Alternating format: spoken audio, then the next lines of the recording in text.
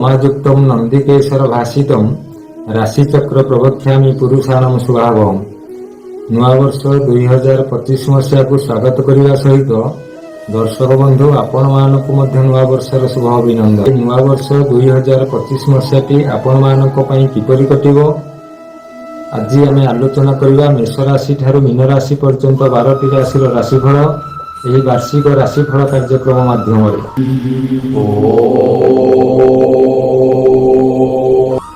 तेबे प्रथमे आसंतु जानिबा मेष राशि 2025 मसीहाटी किपरि कटिबो। राशि चक्रर प्रथम राशि मेष राशि। मेष राशि 2025 मसीहाटी किपरि कटिबो।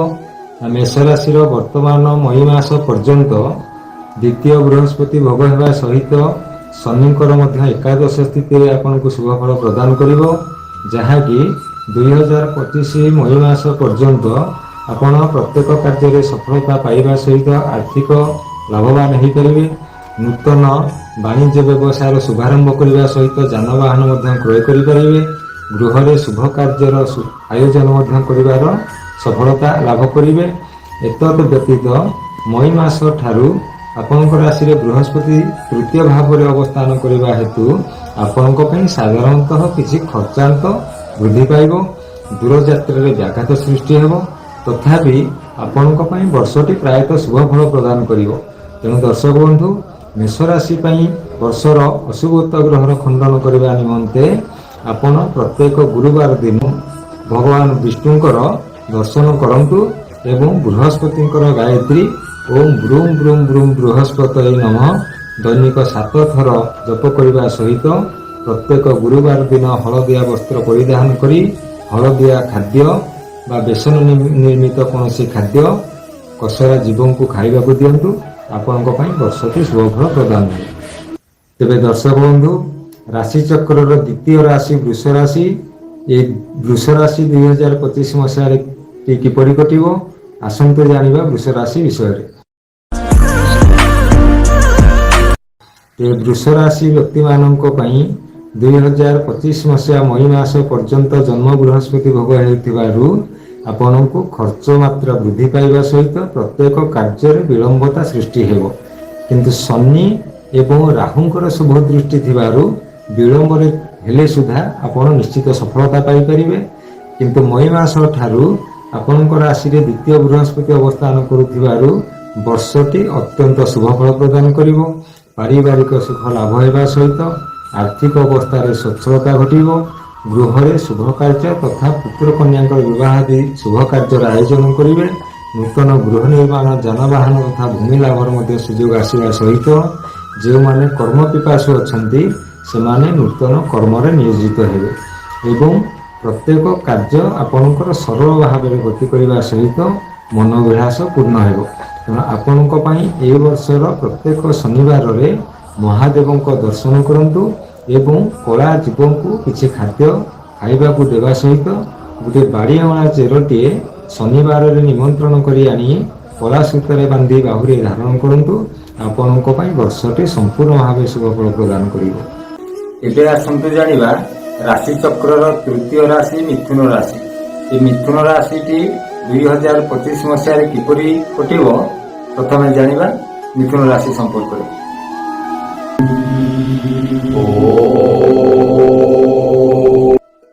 मिथुन राशि 2025 मसीह किपरि कटिबो प्रथमे जानिबा मिथुन राशि संपर्क में।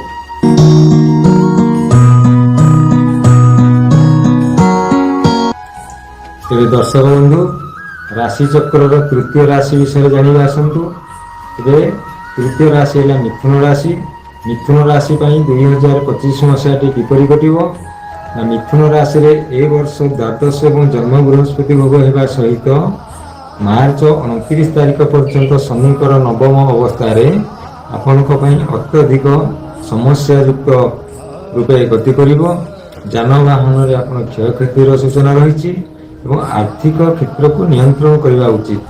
मार्च 29 तारिख पर ठारू आपण शनिकर शुभ दृष्टि वर्ष सारा पड़ा हेतु आपण जानवाहन क्रय करेंगे और जानवाहन सफलता लाभ करेंगे। ପ୍ରତ୍ୟେକ କାର୍ଯ୍ୟ ଆପଣଙ୍କ ସୁଚାରୁ ରୂପେ ସମାଧାନ ହେବା ସହିତ ବହୁଦିନର ମନୋଭିଳାଷ ପୂର୍ଣ୍ଣ ହେବ ଏବଂ ଆତ୍ମୀୟ ସ୍ୱଜନ ମାନେ ଆପଣଙ୍କର ମଧ୍ୟ ସୁଖ ଚିନ୍ତା କରିବେ ଏବଂ ନୂତନ ବାଣିଜ୍ୟ ପ୍ରତିଷ୍ଠାନର ଶୁଭାରମ୍ଭ କରିବା ସହିତ ଆପଣ ନୂତନ ବନ୍ଧୁତ୍ୱ ମଧ୍ୟ ସ୍ଥାପନ କରିବେ।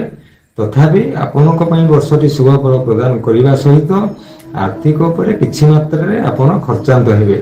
ତେଣୁ ଏ ବର୍ଷର ଆପଣ ପ୍ରତ୍ୟେକ ଅସୁବିଧା ବା ଅଶୁଭତ୍ୱ ନିମନ୍ତେ ଆପଣ ଭଗବାନ ବିଷ୍ଣୁ ଏବଂ ମହାଦେବ ଭଗବାନ ଶଙ୍କରଙ୍କର ପୂଜା ଅର୍ଚ୍ଚନା କରିବା ସହିତ ହନୁମାନଙ୍କର 40 ଦୈନିକ ପାଠ କରନ୍ତୁ। ଆପଣଙ୍କ ପାଇଁ ବର୍ଷଟି ସମ୍ପୂର୍ଣ୍ଣ ଭାବେ ଶୁଭଫଳ ପ୍ରଦାନ କରିବ। ତେବେ ଆସନ୍ତୁ ଏବେ ଜାଣିବା ରାଶି ଚକ୍ରର ଚତୁର୍ଥ ରାଶି କର୍କଟ ରାଶି।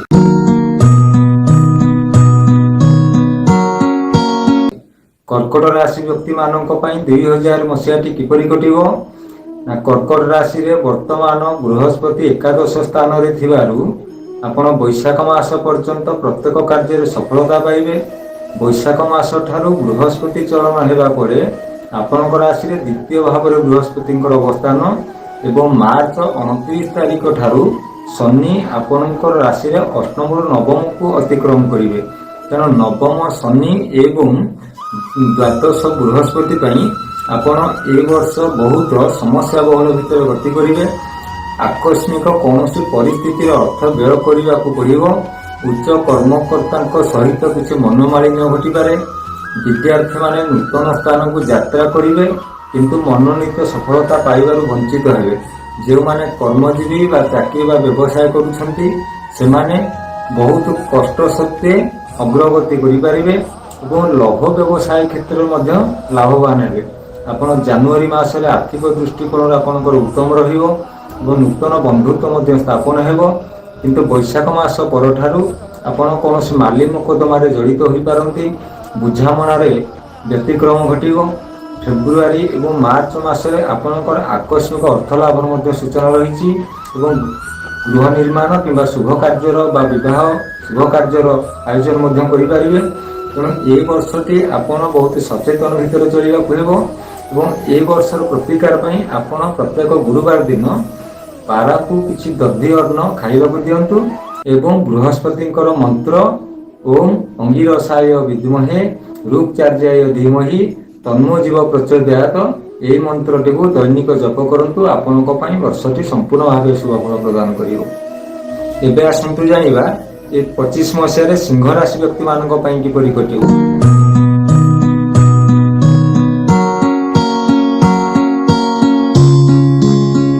ତେବେ ରାଶି ଚକ୍ରର ପଞ୍ଚମ ରାଶି ସିଂହ ରାଶି। ଏ ସିଂହ ରାଶି ବର୍ତ୍ତମାନ ଦଶମ ବୃହସ୍ପତି ଅତିକ୍ରମ କରୁଥିବାରୁ ଆପଣଙ୍କୁ ବୈଶାଖ ମାସ ପର୍ଯ୍ୟନ୍ତ ଖର୍ଚ୍ଚ ବହୁଳ ଲାଗି ରହିବ। ଯାନବାହନରେ ଆପଣ ମଧ୍ୟ ଖର୍ଚ୍ଚାନ୍ତ ହେବେ ଏବଂ ମନୋମାଳିନ୍ୟ ମଧ୍ୟ ସୃଷ୍ଟି ହେବ। କିନ୍ତୁ ବୈଶାଖ ମାସ ଠାରୁ ବୃହସ୍ପତି ଆପଣଙ୍କ ରାଶିରେ ଏକାଦଶ ଭାବରେ ଅବସ୍ଥାନ କରିବା ହେତୁ ଆପଣ ଆର୍ଥିକ କ୍ଷେତ୍ରରେ ସଚ୍ଛଳତା ଅନୁଭବ କରିବେ। ନୂତନ କର୍ମ ପିପାସୁ ମାନେ କର୍ମ ଆଶାରେ ଦୂରଯାତ୍ରା କରି ସଫଳତା ଲାଭ କରିବେ। ବିଦ୍ୟାର୍ଥୀମାନେ ନିଜର ବିଦ୍ୟା କ୍ଷେତ୍ରରେ ଉତ୍ତମ ଦକ୍ଷତା ପ୍ରତିପାଦନ କରିବା ସହିତ ମାନ ସମ୍ମାନର ଅଧିକାରୀ ହେବେ। ଆପଣଙ୍କର ବହୁଦିନର ଅପେକ୍ଷାରତ କାର୍ଯ୍ୟ ବା ଯାହା ମନୋଭିଳାଷ ରଖିଥିଲେ ତାହା ମଧ୍ୟ ଆପଣଙ୍କର ପୂର୍ଣ୍ଣ ହେବ ଏବଂ ନୂତନ ଗୃହଭୂମି ଲାଭ କରିବାର ସୂଚନା ରହିଛି। ଆପଣ ଆକସ୍ମିକ ଭାବେ ନୂତନ ବନ୍ଧୁତ୍ୱ ସ୍ଥାପନ କରିବା ସହିତ ଦୂରଯାତ୍ରା ମଧ୍ୟ କରିବେ ଏବଂ ମଇ ଏବଂ ଜୁନ୍ ମାସରେ ଆପଣଙ୍କର କୌଣସି ଶିଳ୍ପାନୁଷ୍ଠାନରେ ଗଚ୍ଛିତ ବା ବକେୟା ଥିବା ଅର୍ଥ ମଧ୍ୟ ପାଇ ଆପଣ ନିଶ୍ଚିତ ଭାବେ ଖୁସି ହେବେ ଏବଂ କର୍ମକ୍ଷେତ୍ରରେ ସଜାଗ ରହିଲେ ସୁଦ୍ଧା ଆପଣଙ୍କର କିଛି ନା କିଛି ବ୍ୟତିକ୍ରମ ସୃଷ୍ଟି ହେବ। ତଥାପି ତାହା ଆପଣ ସମସ୍ୟାର ସମାଧାନ କରିପାରିବେ। ମହିଳାମାନେ ଯଥେଷ୍ଟ ମାତ୍ରାରେ ଉପକୃତ ହେବା ସହିତ ଶାରୀରିକ ସୁସ୍ଥତା ଅନୁଭବ କରିବେ ଏବଂ ଏ ବର୍ଷର ଆପଣଙ୍କ ପାଇଁ ପ୍ରତିକାର ଆପଣ ପ୍ରତ୍ୟେକ ଦିନ ଶ୍ଵେତ ଚନ୍ଦନ ଏବଂ ଅଶ୍ୱଗନ୍ଧା ମୂଳକୁ ଏକତ୍ର କରି ମଥାରେ ଧାରଣ କରିବା ସହିତ ଓମ୍ ହ୍ଲିଂ କ୍ରିଂ ମହାକାଳିକେ ନମ ମନ୍ତ୍ରକୁ ଦୈନିକ ଜପ କରନ୍ତୁ। ମନ୍ତ୍ରକୁ ଆଉ ଥରେ କହିଦେଉଛି ଓମ୍ ହ୍ଲିଂ କ୍ରିଂ ମହାକାଳିକେ ନମଃ। ଏହି ମନ୍ତ୍ରକୁ ଆପଣ ପ୍ରତ୍ୟେକ ଦିନ 7 ଥର ଜପ କରନ୍ତୁ। ଆପଣଙ୍କ ପାଇଁ ବର୍ଷଟି ସମ୍ପୂର୍ଣ୍ଣ ଭାବେ ଶୁଭଫଳ ପ୍ରଦାନ କରିବ। ଏବେ ଆସନ୍ତୁ ଜାଣିବା ରାଶିଚକ୍ରର ଷଷ୍ଠ ରାଶି କନ୍ୟା ରାଶି।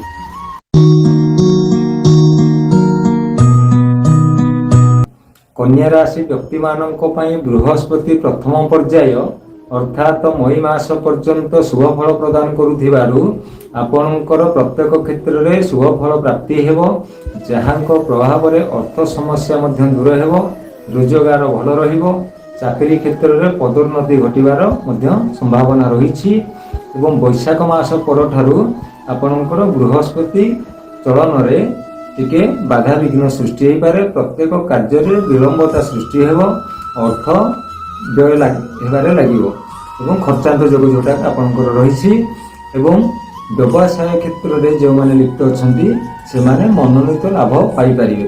ଆପଣ ଯାନବାହନ କ୍ରୟ କରିବେ। ଏ ବର୍ଷ ଆକସ୍ମିକ ଦୂରଯାତ୍ରା କରି ମଧ୍ୟ ଆପଣ ସଫଳତା ଲାଭ କରିବେ, ନିଜର ଶାରୀରିକ ସୁସ୍ଥତା ଅନୁଭବ କରିବେ, ବନ୍ଧୁମାନଙ୍କ କ୍ଷେତ୍ରରେ ଆପଣ ମଧ୍ୟ ମାନ ସମ୍ମାନ ବଜାୟ ରଖିପାରିବେ। ତେଣୁ ଆପଣଙ୍କ ପାଇଁ ଏ ବର୍ଷ ସମ୍ପୂର୍ଣ୍ଣ ଭାବେ ମଧ୍ୟ ଶୁଭ ଫଳ ପ୍ରଦାନ କରୁଛି। ଆପଣ ଏ ବର୍ଷ ପ୍ରତ୍ୟେକ ଦିନ ହନୁମାନ ଚାଳିଶା ପାଠ କରନ୍ତୁ ଏବଂ ହନୁମାନଙ୍କୁ ଲାଲ ପୁଷ୍ପର ମାଳା ବା ମନ୍ଦାର ଫୁଲ 21ଟି ମନ୍ଦାର ଫୁଲର ମାଳା ପ୍ରସ୍ତୁତ କରି ତାଙ୍କୁ ସମର୍ପଣ କରନ୍ତୁ। ଆପଣଙ୍କ ପାଇଁ ବର୍ଷଟି ସମ୍ପୂର୍ଣ୍ଣ ଭାବେ ଶୁଭ ଫଳ ପ୍ରଦାନ କରିବ। ତେବେ ଦର୍ଶକ ବନ୍ଧୁ, ରାଶିଚକ୍ରର ସପ୍ତମ ରାଶି ତୁଳା ରାଶି। ତେବେ ଆସନ୍ତୁ ଏହି ତୁଳା ରାଶି ଏ ବର୍ଷ କିପରି କଟିବ। ତେଣୁ ତୁଳା ରାଶି ପାଇଁ ବର୍ତ୍ତମାନ ଅଷ୍ଟମ ବୃହସ୍ପତି ଭୋଗ ହେଉଥିବାରୁ ଆପଣମାନଙ୍କର ଶାରୀରିକ ଅସୁସ୍ଥତା ନିଶ୍ଚିତ ଭାବେ ଅନୁଭୂତ ହେଉଥିବ, ଆର୍ଥିକ କ୍ଷତି ମଧ୍ୟ ଏବଂ ଏତତ୍ ସହିତ ଶତ୍ରୁଭାବ ଅତ୍ୟଧିକ ମାତ୍ରାରେ ବୃଦ୍ଧି ପାଉଥିବ। ଏହି ସମସ୍ୟା ଆପଣଙ୍କୁ ଆସନ୍ତା ମଇ ମାସ ପର୍ଯ୍ୟନ୍ତ ଲାଗି ରହିବ, ଯାହାକି ମଇ ମାସ ଠାରୁ ବୃହସ୍ପତି ଚଳନ ଅର୍ଥାତ୍ ଆପଣଙ୍କ ରାଶିରେ ବା ତୁଳା ରାଶିରେ ନବମ ବୃହସ୍ପତିରେ ବର୍ଷ ସାରା ଆପଣଙ୍କ ପାଇଁ ଶୁଭ ଫଳ ପ୍ରଦାନ କରିବ, ଯାହାକି ଆସନ୍ତା ବୈଶାଖ ମାସ ଠାରୁ ଆପଣ ମାନସିକ ଶାନ୍ତିତ୍ୱ ଲାଭ କରିବେ, ଆର୍ଥିକ ଅବସ୍ଥା ଆପଣଙ୍କର ସଚ୍ଛଳ ରହିବ, ଗୃହରେ ଶୁଭ କାର୍ଯ୍ୟ ତଥା ବୈବାହିକ କାର୍ଯ୍ୟର ଶୁଭାରମ୍ଭ କରିପାରିବେ, ଉତ୍ତମ ଆୟ ସହିତ ନୂତନ ବାଣିଜ୍ୟ ବ୍ୟବସାୟର ମଧ୍ୟ ଶୁଭାରମ୍ଭ କରିବେ। ସନ୍ତାନମାନେ ବିଦ୍ୟା କ୍ଷେତ୍ରରେ ସଫଳତା ଲାଭ କରିବା ସହିତ ଯେଉଁମାନେ ଚାକିରିରେ ଜଡ଼ିତ ଅଛନ୍ତି ସେମାନଙ୍କର ପଦୋନ୍ନତିର ସୂଚନା ମଧ୍ୟ ରହିଛି। ମହିଳାମାନେ ଆଶାନୁରୂପକ ସଫଳତା ପାଇବା ସହିତ ପାରିବାରିକ ସୁସମ୍ପର୍କ ଗଢ଼ି ଉଠିବ। ଆପଣମାନେ ନିଶ୍ଚିତ ନୂତନ ଯାନବାହନ ମଧ୍ୟ ଏ ବର୍ଷ କ୍ରୟ କରୁଛନ୍ତି, ଭୂ ସମ୍ପତ୍ତି ମଧ୍ୟ କ୍ରୟ ବିକ୍ରୟ କରିବାରେ ଆପଣ ସଫଳତା ଲାଭ କରିବା ସହିତ ନୂତନ ବନ୍ଧୁତ୍ୱ ସ୍ଥାପନ କରିବେ ଏବଂ ବନ୍ଧୁମାନଙ୍କ ସହିତ ସୁସମ୍ପର୍କ ଗଢ଼ି ଉଠିବ। ତେବେ ଦର୍ଶକ ବନ୍ଧୁ, ଏ ବର୍ଷର ଆପଣଙ୍କର ଅଶୁଭତ୍ୱ ଗ୍ରହ ପାଇଁ ଆପଣ ଦୈନିକ ହନୁମାନ ଚାଳିଶା ପାଠ କରିବା ସହିତ ଓಂ ନମଃ ଶିବାୟ ମନ୍ତ୍ରକୁ ଦୈନିକ 108 ଥର ଜପ କରନ୍ତୁ ଏବଂ ଗୁରୁଜନଙ୍କୁ ପିତାମାତାଙ୍କୁ ଦୈନିକ ପ୍ରଣାମ କରନ୍ତୁ। ଆପଣଙ୍କ ପାଇଁ ବର୍ଷଟି ସମ୍ପୂର୍ଣ୍ଣ ଭାବେ ଶୁଭଫଳ ପ୍ରଦାନ କରିବ। ତେବେ ଦର୍ଶକ ବନ୍ଧୁ, ଏବେ ଆସନ୍ତୁ ଜାଣିବା ରାଶିଚକ୍ରର ଅଷ୍ଟମ ରାଶି ବିଛା ରାଶି।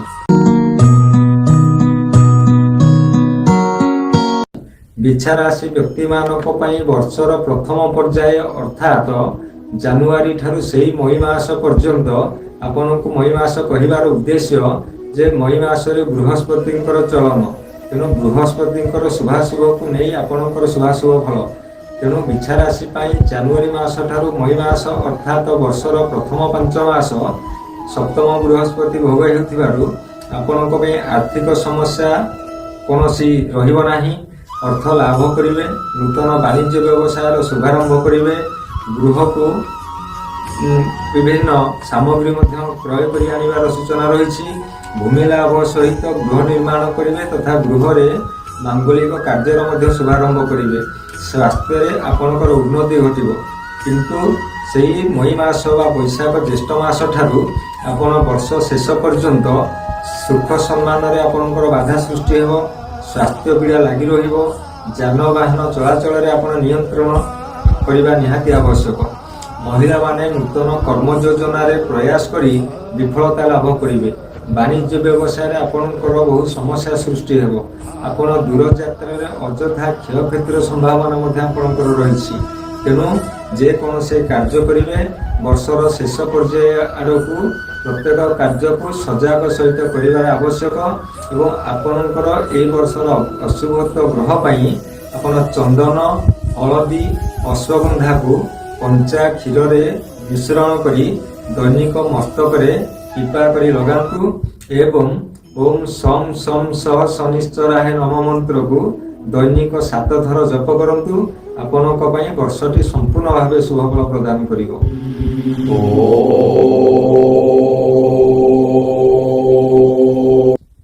ଏବେ ଆସନ୍ତୁ ଜାଣିବା ରାଶି ଚକ୍ରର ନବମ ରାଶି ଧନୁ ରାଶି।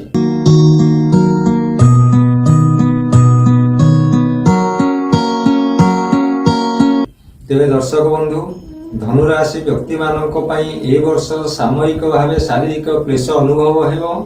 ଆର୍ଥିକ କ୍ଷୟକ୍ଷତିର ସୂଚନା, ଶିକ୍ଷାର୍ଥୀମାନେ ଶିକ୍ଷା କ୍ଷେତ୍ରରେ ଅବନତି କରିପାରନ୍ତି। ଗୃହରେ ଅଶାନ୍ତିର ବାତାବରଣ ସୃଷ୍ଟି ହେବା ସହିତ ମହିଳାମାନେ ସନ୍ତାନମାନଙ୍କ ପାଇଁ ଚିନ୍ତିତ ରହିବେ।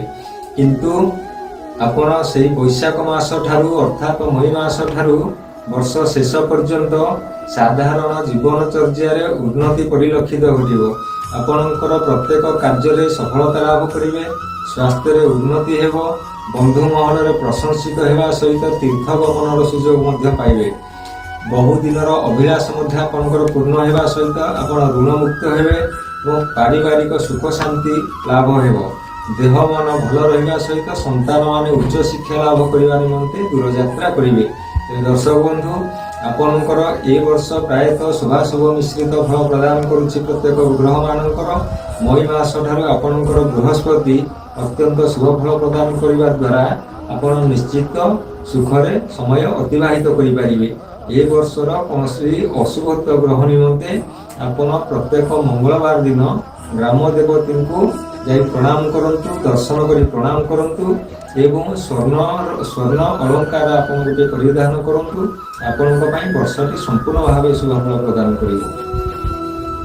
ଏବେ ଆସନ୍ତୁ ଜାଣିବା ରାଶି ଚକ୍ରର ଦଶମ ରାଶି। ଦଶମ ରାଶି ହେଲା ମକର ରାଶି।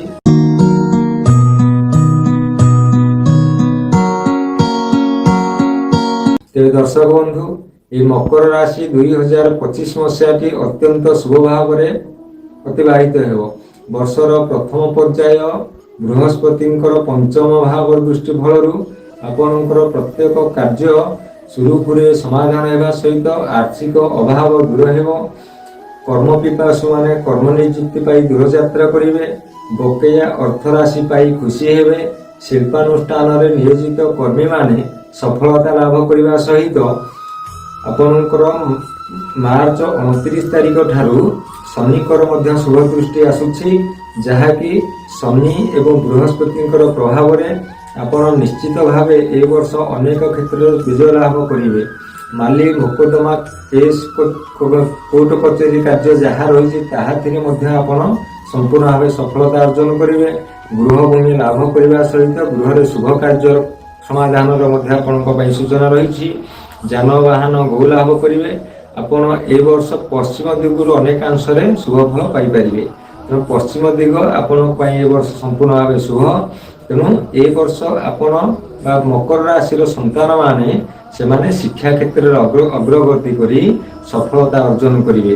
ତେଣୁ ଏ ବର୍ଷର କୌଣସି ଅଶୁଭତ୍ଵ ଗ୍ରହର ପ୍ରତିକାର ନିମନ୍ତେ ଆପଣ ପ୍ରତ୍ୟେକ ଶନିବାର ଦିନ ଅଶ୍ୱସ୍ଥ ବୃକ୍ଷ ମୂଳରେ 5 ପ୍ରକାର ମିଷ୍ଟାନ୍ନକୁ ଭୋଗ ଲାଗି କରନ୍ତୁ ଏବଂ ପ୍ରତ୍ୟେକ ବାର ଅନୁସାରେ ନିଜର ଅଙ୍ଗ ସ୍ପର୍ଶ କରି ଯାତ୍ରା କରନ୍ତୁ। ଅର୍ଥାତ ସୋମବାର, ରବିବାର, ସୋମବାର, ମଙ୍ଗଳବାର, ବୁଧବାର ଏମିତି ସପ୍ତାହର କ୍ରମ ଅନୁସାରେ କେଉଁ ବାରରେ କେଉଁ ଅଙ୍ଗ ସ୍ପର୍ଶ କରି ଯାତ୍ରା କଲେ ଶୁଭ ହୋଇଥାଏ ତାହା ଆପଣ ଜାଣି ସେହି ଅନୁସାରେ ଅଙ୍ଗ ସ୍ପର୍ଶ କରି ଯାତ୍ରା କରନ୍ତୁ। ଆପଣଙ୍କ ପାଇଁ ନିଶ୍ଚିତ ଭାବେ ଏହି ବର୍ଷଟି ଶୁଭ ଫଳ ପ୍ରଦାନ କରିବ। ତେବେ ଦର୍ଶକ ବନ୍ଧୁ, ରାଶି ଚକ୍ରର ଏକାଦଶ ରାଶି କୁମ୍ଭ ରାଶି।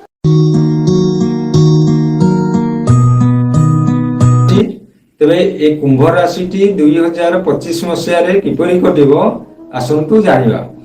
ତେବେ କୁମ୍ଭ ରାଶି ପାଇଁ ବର୍ତ୍ତମାନ ଚତୁର୍ଥ ବୃହସ୍ପତି ଏବଂ ଜନ୍ମ ଶନି ଭୋଗ ହେଉଥିବାରୁ କୁମ୍ଭ ରାଶି ପ୍ରତି ବର୍ତ୍ତମାନ ବୈଶାଖ ମାସ ପର୍ଯ୍ୟନ୍ତ ଯଥେଷ୍ଟ ମାତ୍ରାରେ ଅଶୁଭ ସମୟ ଭୋଗ, ଯାହାକି ଶାରୀରିକ ପୀଡ଼ା ହେବା ସହିତ ମାନ ସମ୍ମାନରେ ଆପଣଙ୍କର ବାଧା ସୃଷ୍ଟି ହେବ। ଆପଣଙ୍କର ପ୍ରତ୍ୟେକ ଦୂରଯାତ୍ରାରେ ପ୍ରତିବନ୍ଧକ ସୃଷ୍ଟି ହେବା ସହିତ ଅପବ୍ୟୟ ହେତୁ ମାନସିକ ଭାରସାମ୍ୟ ହରାଇବେ। କର୍ମକ୍ଷେତ୍ରରେ ଉଚ୍ଚପଦସ୍ଥ ଅଧିକାରୀଙ୍କ ସହିତ ମନୋମାଳିନ୍ୟର ମଧ୍ୟ ସୂଚନା ରହିଛି। ଆପଣ ମିଥ୍ୟା ଅପବାଦର ଶିକାର ହୋଇପାରନ୍ତି। ଯାନବାହନରେ ଦୁର୍ଘଟଣା ଜନିତ ସମସ୍ୟା ମଧ୍ୟ ଆପଣ ଭୋଗ କରିପାରନ୍ତି। ଶତ୍ରୁ ଭାବ ଆପଣଙ୍କର ବୃଦ୍ଧି ପାଇବ। ଅଚାନକ ଧନହାନିର ସୂଚନା ରହିଛି। ଏହି ପ୍ରଭାବ ଆସନ୍ତା ବୈଶାଖ ମାସ ପର୍ଯ୍ୟନ୍ତ ରହୁଛି।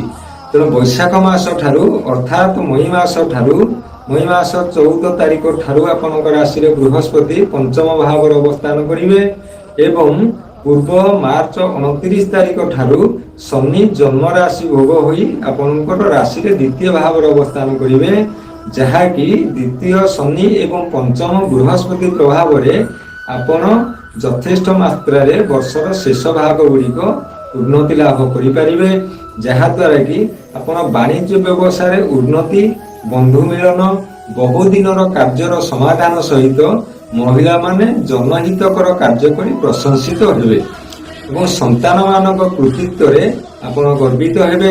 ଶତ୍ରୁ ଉପଦ୍ରବରୁ ମୁକ୍ତି ମିଳିବା ସହିତ ସ୍ୱାସ୍ଥ୍ୟରେ ନିଶ୍ଚିତ ଭାବେ ଉନ୍ନତି ଘଟିବ।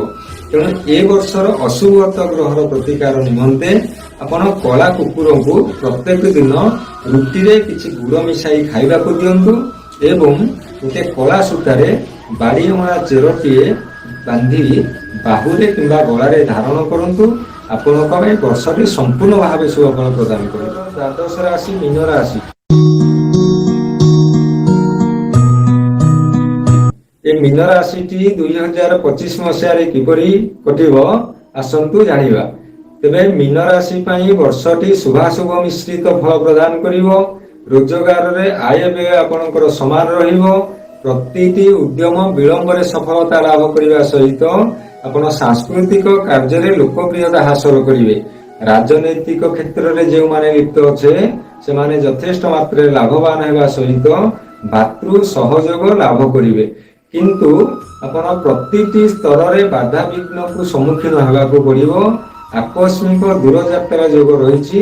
ଆର୍ଥିକ କାରବାରକୁ ନେଇ ଆପଣ ନିନ୍ଦିତ ହୋଇପାରନ୍ତି। ଆପଣଙ୍କର ମାନସିକ ଚାପ ମଧ୍ୟ କିଛି ବୃଦ୍ଧି ପାଇବ। ସ୍ୱାସ୍ଥ୍ୟ ଭଲ ରହିନପାରେ। ଭାତୃଜନିତ ବିବାଦ ମଧ୍ୟ ବା ଭାତୃବିବାଦ ମଧ୍ୟ କିଛି ଦେଖାଦେବାର ସମ୍ଭାବନା ରହିଛି। ଏଣୁ ପ୍ରତ୍ୟେକ ସମସ୍ୟାର ସମାଧାନ ନିମନ୍ତେ ନିଜେ ସଜାଗ ରହିବା ସହିତ ଭଗବାନ ଗଣେଶଙ୍କର ମନ୍ତ୍ର ଜପ କରନ୍ତୁ। ଲେଖନ୍ତୁ ଓମ୍ ଗମ୍ ଗମ୍ ଗମ୍ ଗଣପତୟେ ନମଃ। ଏହି ମନ୍ତ୍ରକୁ ଦୈନିକ 21 ଥର ପାଠ କରିବା ସହିତ ପ୍ରତ୍ୟେକ ଗୁରୁବାର ଦିନ ଆପଣ ହଳଦିଆ ବସ୍ତ୍ରଟିଏ ପରିଧାନ କରନ୍ତୁ ଏବଂ କୌଣସି ଶୁକ୍ରବାରରେ ବା ପ୍ରତ୍ୟେକ ଶୁକ୍ରବାରରେ କୌଣସି ଶୁଭ କାର୍ଯ୍ୟ କିମ୍ବା ଦୂରଯାତ୍ରା କରନ୍ତୁ ନାହିଁ। ଏହା ଯଦି ପାଳନ କରିବେ ନିଶ୍ଚିତ ଆପଣଙ୍କ ପାଇଁ ବର୍ଷଟି ସମ୍ପୂର୍ଣ୍ଣ ଭାବେ ଶୁଭ ଫଳ ପ୍ରଦାନ କରିବ।